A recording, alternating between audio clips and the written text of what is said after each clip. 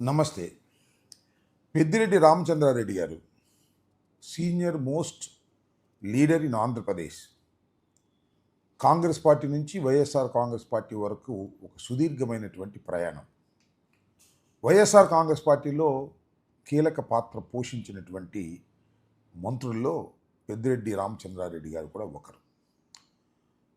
YSR Congress party అధికారం కోల్పోయి చంద్రబాబు నాయుడు గారు అధికారంలోకి వచ్చిన తర్వాత పెద్దిరెడ్డి రామచంద్రారెడ్డి గారి మీద విషం కక్కేటటువంటి ప్రయత్నం చంద్రబాబు నాయుడు గారు చేస్తున్నారు. కారణం ఏమిటో నేను ప్రత్యేకంగా చెప్పాల్సిన అవసరం లేదు. చంద్రబాబు నాయుడు గారికి పెద్దిరెడ్డి గారికి చిరకాల శత్రుత్వం. విద్యార్థి దశ నుంచే వారిద్దరి మధ్యన చాలా విభేదాలు ఉన్నాయి. ఆయన తెలుగుదేశం, ఈయన కాంగ్రెస్. తర్వాత ఆయన తెలుగుదేశం, ఈయన వైఎస్ఆర్ కాంగ్రెస్ పార్టీ. ఇద్దరి మధ్యన చాలా పొరపచ్చాలు ఉన్నట్టుమే కాకుండా రాజకీయ శత్రుత్వం కూడా ఉంది. అధికారంలోకి వచ్చిన తర్వాత చంద్రబాబు నాయుడు గారు పనిగట్టుకొని పెద్దిరెడ్డి రామచంద్రారెడ్డి గారి కుటుంబాన్ని వేధించాలని నిర్ణయించుకున్నారు. అనేకమైన కేసులు పెడుతున్నారు. తప్పుడు కేసులు పెట్టి పెద్దిరెడ్డి రామచంద్రారెడ్డి గారినే కాకుండా ఆయన కుమారుడైనటువంటి మిథున్ రెడ్డి గారిని కూడా ఏదో ఒక విధంగా వేధించాలి, జైల్లో పెట్టాలి అనేటువంటి ప్రయత్నం చేస్తున్నారు. ఇది జరుగుతున్న కథ. దానిలో భాగంగానే చిత్తూరు జిల్లా పులిచెర్ల మండలం మంగళంపేటలో పెద్దిరెడ్డి రామచంద్రారెడ్డి గారికి అటవీ ప్రాంతంలో సొంత భూమి ఉంది. దానిలో గెస్ట్ హౌస్ కట్టుకున్నారు. అక్కడ భూమి చాలా విస్తీర్ణం ఆయన చేతుల్లో ఉంది. అదంతా ఆయన సొంతం అనేది అందరికీ తెలిసినటువంటి సత్యమే. ఇంతకుముందు అనేక సార్లు విచారణ జరిపారు. ఆ విచారణలో కూడా అది ఆయన సొంత భూమి అని తేల్చారు.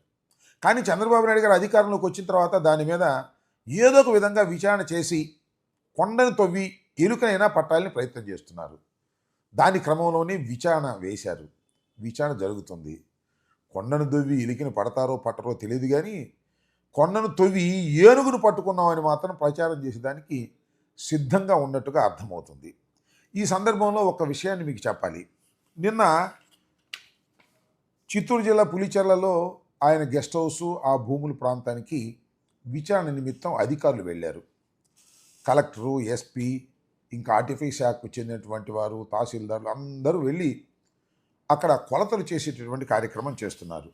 ఆ కొలతలు కూడా జీపీఎస్ ద్వారా కొలతలు తీసుకుని ఒక బృందాన్ని తీసుకెళ్ళి అక్కడ చేయించేటటువంటి కార్యక్రమం, విచారణ, వ్యవహారం అంతా చేస్తున్నారు.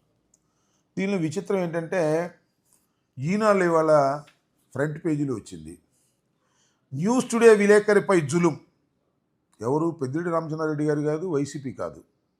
ఫోన్ లాక్కున్న కలెక్టర్, కేసు పెడతాన్ని బెదిరించిన ఎస్పీ. ఈనాడు విలేకరి దగ్గర నుంచి ఫోన్ లాక్కున్నారు, కేసు పెడతాన్ని బెదిరించారు. ఎవరంటే సాక్షాత్తు కలెక్టర్ గారు, అదేవిధంగా ఎస్పీ గారు. చూడండి ఆ వార్త ఒక్కసారి చదివి మీకు వినిపిస్తా.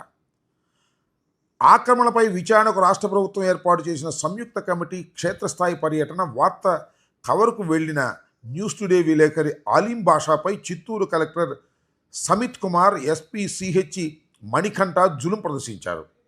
ఆక్రమిత భూములున్న ప్రాంతానికి 6 కిలోమీటర్ల దూరంలోనే విలేకరిని పోలీసులు అడ్డుకున్నారు. అక్కడి నుంచి ముందుకు వెళ్ళడానికి వీల్లేదని హెచ్చరించారు. అధికారులు వాహన శ్రేణిని ఫోటోలు తీస్తుండగా కలెక్టర్ సుమిత్ కుమార్ వాహనం నుంచి దిగి విలేకరి వద్ద నుంచి ఫోన్ లాగి, నిన్ను ఇక్కడికి ఎవరు రమ్మన్నారు, ఎవరు రానిచ్చారు, హెల్మెట్ ధరించలేదంటూ నీపై కేసు పెడతానంటూ ఎస్పీ మణికంఠ బెదిరించారు. వైకాపా హయాంలో ఈ తరహా దౌర్జన్యాలు అనేకం జరిగాయి. వైకాపా హయాంలో కూడా ఇలాంటి దౌర్జన్యాలు జరిగినాయంట. మన ఇప్పుడు కూడా దౌర్జన్యాలు జరుగుతున్నాయి అనేటువంటి మాట. కూటమి ప్రభుత్వంలో కూడా కొందరు అధికారులు అదే ధోరణి కొనసాగిస్తుండటం గమనార్హం. ఈనాడు ప్రతినిధి ఈ విషయాన్ని ఉన్నత అధికారుల దృష్టికి తీసుకువెళ్ళగా రాత్రి 9:40 గంటల సమయంలో పులిచెర్ల తహసీల్దార్ కార్యాలయం నుంచి 2 సిబ్బంది వచ్చి సెల్ ఫోన్ను అప్పగించారు. చూశారుగా ఎంత విచిత్రం. ఈనాడు అంటే మజాక్ అనుకుంటున్నారా? కలెక్టరు, ఎస్పీ ఇద్దరు ఫోన్ లాక్కుంటే ఎమ్మటే ఫోన్లన్నీ టకటకటక మోగాయి. లోకేష్ దాకా ఫోన్లు వెళ్ళిపోయాయి. వెంటనే ఈనాడు వారికి ఆ ఫోన్లు ఇచ్చేయండి అని హుకుం జారీ చేశారు. కలెక్టరు, ఎస్పీ కూడా భయపడిపోయి, మేము ఈనాడు విలేకరని అనుకోలేదు, సాక్షి విలేకరని లాక్కున్నాము, మమ్మల్ని క్షమించండి అని బహిరంగ క్షమాపణ అడిగారు. బహిరంగ అంటే ఫోన్లో క్షమాపణ అడిగి చివరికి ఆ 2 ఫోన్లు కలెక్టరు, ఎస్పీ తీసుకొచ్చి ఈనాడు విలేకరికి అప్పగించారు. అది ఇవాళ ఐఏఎస్ ఐపీఎస్లకు ఉన్నటువంటి పవర్ చివరికి ఈ స్థితికి దిగదార్చేశారు. కారణం ఏంటంటే ఈయనంటే సామాన్యం కాదు కదా. ఇవాళ రాష్ట్ర ప్రభుత్వాన్ని మోస్తున్నది ఈనాడు. చంద్రబాబు నాయుడు గారు చేస్తున్నటువంటి అవినీతి కార్యక్రమాలను అద్దంలా చూపించవలసినటువంటి పత్రికలు లేనిపోని వార్తలు రాసి ఆయన్ని ఎక్కడికో తీసుకెళ్లే ప్రయత్నం చేస్తున్నారు. ఆయన చేస్తున్న అవినీతిని కప్పిపుచ్చేటటువంటి ప్రయత్నం చేస్తున్నారు.